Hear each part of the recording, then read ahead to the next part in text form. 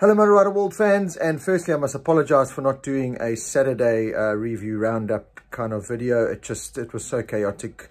Left the track very late, went into Jerez town, left that very late, woke up early to get to the track, got redirected because roads were closed for race weekend, and it was actually quite a disaster, to be honest. But yeah, here with a Sunday quick review roundup, because of course we'll do our full Talking MotoGP show tomorrow night, Monday night, the 2nd of May, live on our Facebook page. We are going to start moving it live onto our YouTube channel, which we are trying to figure out how we can broadcast it live on YouTube and our Facebook page. So any recommendations, just let me know through StreamYard. That's how I do it, or any other kind of program. Just let me know how we can do that. But I really want to start integrating the two. That'll be awesome.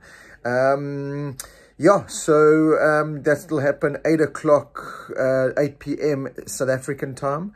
So keep a lookout for the link on the MotoGP World page. Jerez today, race day at Jerez, absolutely phenomenal. Like I said, they really do shut the whole town down for MotoGP. It is incredible.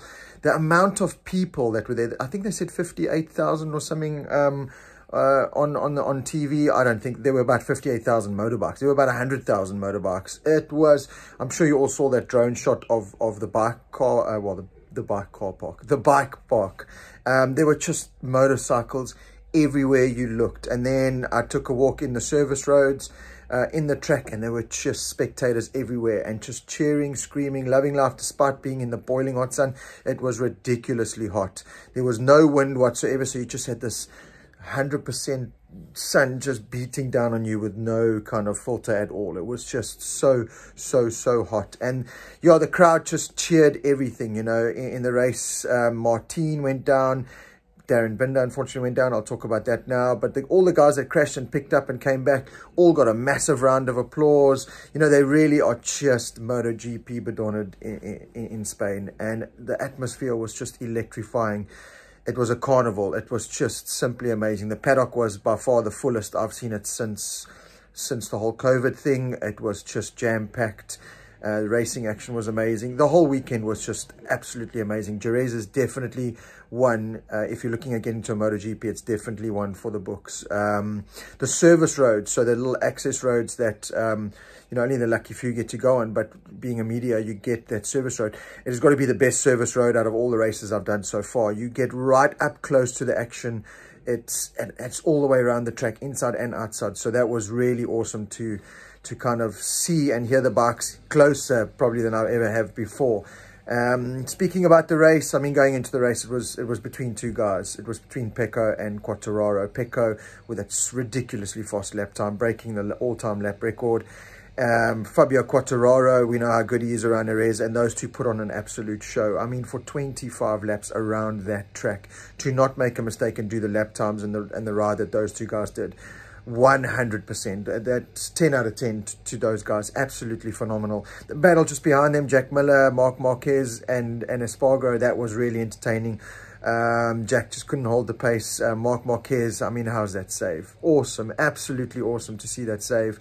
And then Espargaro and Aprilia there again. So we're going to lot to talk about in Talking MotoGP on Monday night with regards to Aprilia, Espargaro and Brad, KTM, and the whole KTM thing. So yeah, I'll do a lot of the talking on Talking MotoGP, so join. Make sure you tune in live for that from 8 p.m. on the MotoGP World page. Again, look out for that link. With regards to Brad, saw him in the morning after the morning warm-up, and he said, yeah, it's going to be a hard race. He's going to, you know, just do his best and give it his absolute all. And you could see that. I could see it from the side of the track. He didn't get much TV time, I know that, but watched him very closely from the side of the track, and he was just riding the absolute wheels off that KTM, where the Ducatis, the Hondas to a point, the Yamahas, through the fast right sections and the final sector of the track, they just seemed to like flow into those corners, you know. Brad and Miguel just had to like forcefully put those bikes in, and they always just, you know, MotoGP's become about fractions, you know. Everything's a fraction, and you're in different worlds. You know, a fraction of a second, yeah, a fraction of a tar here, and you just, you know, 0.3 off and you know where type thing. And KTM are just missing those fractions. You know, they just can't get the bike to where the other bikes go. And then you can just see it. I mean, it's not this obvious struggle because, as I said, it's fractions, but just they're just missing these fractions. So I really hope they can get it right. But Brad did a phenomenal job in MotoGP to make up 5 positions, qualified 15th, finished 10th.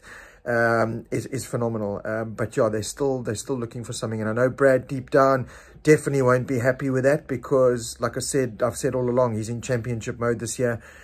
But yeah, it's just been a disaster the last couple of races. But it was good to bounce back after his DNF in Portimao, pick up valuable points. It was just supposed to be a great Grand Prix. You know, Brad loves the track. KTM normally perform quite well there. If you think of his, you know, his rookie season, his debut there at Jerez, he was fast. Okay, made a couple of mistakes, but his lap time and his race pace was fast. And they've just lost something. Again, just those fractions they need to find. Didn't get to see him after the race because they had to rush off. But yeah, they're working hard. You know, that's in their defense. They are just working so hard to find those fractions.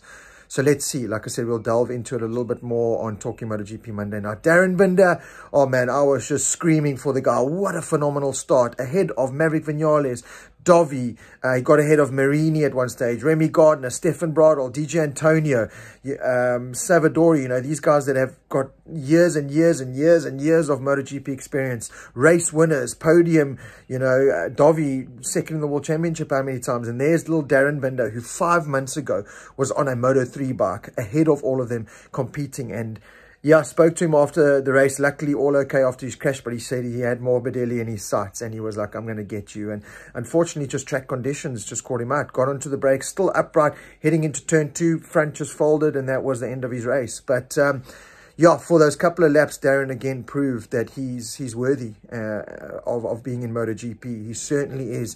The whole weekend, I think he did a great job.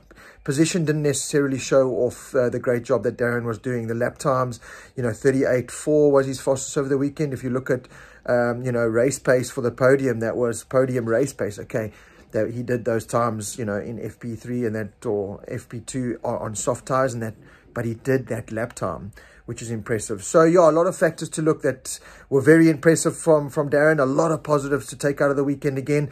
Unfortunately, that one negative with the crash, but you know, in a way, the crash, you know, it just showed that Darren was pushing again. You know, he was trying. He really did give it his all. And, you know, kind of coming into this weekend, you know, a lot of us were saying we want to see a little bit more of that fight. You know, Darren Bender got into MotoGP because of his fight spirit, his never say die attitude, you know.